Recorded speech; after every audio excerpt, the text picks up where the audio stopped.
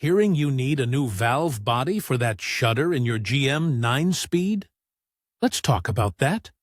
Because replacing only the valve body is the wrong fix and won't solve the problem for long. The real issue in your XT6, Traverse, or Enclave, that Shudder, the RPM flare, or a hard shift between second and third gear doesn't start in the valve body. Think of the valve body as the transmission's brain. It directs fluid pressure to tell the clutches when to engage. The brain isn't the problem here. It's getting bad information because of a mechanical failure deep inside. The problem starts with a small, cheap part, a metal snap ring. Specifically, it's the 1, 2, 3, 4, 5, 6 clutch. Backing plate retaining ring, also known as Part 599, inside the GM 9065 automatic.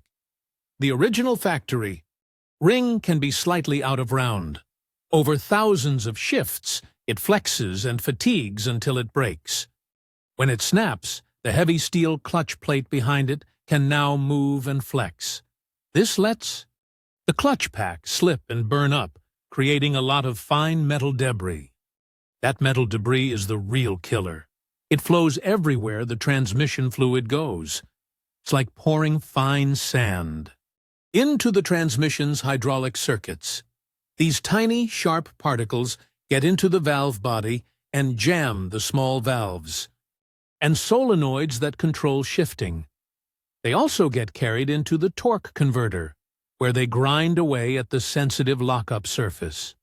This is why a simple fluid flush, which you might see mentioned in an early technical service bulletin like TSB 19NA018, is only a temporary fix.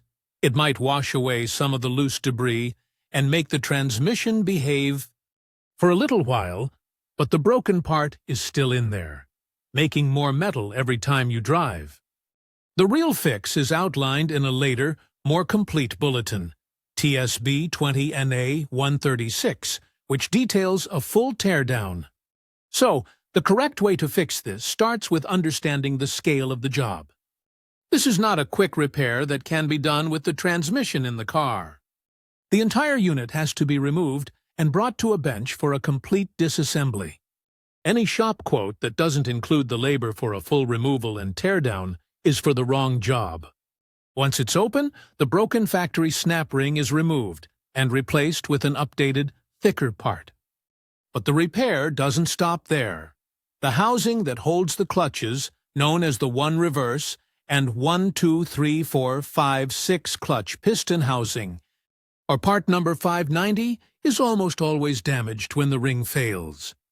The service bulletin is clear that this housing must be replaced along with the ring.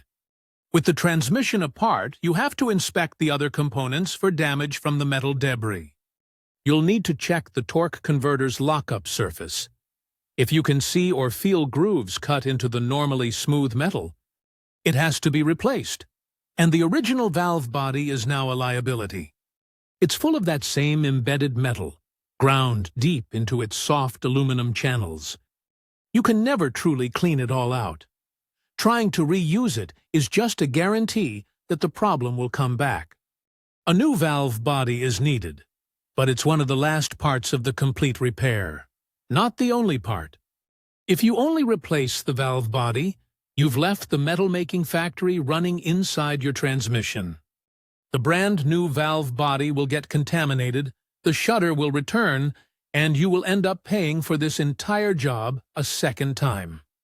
Before you approve any work, ask your shop about TSB 20NA136.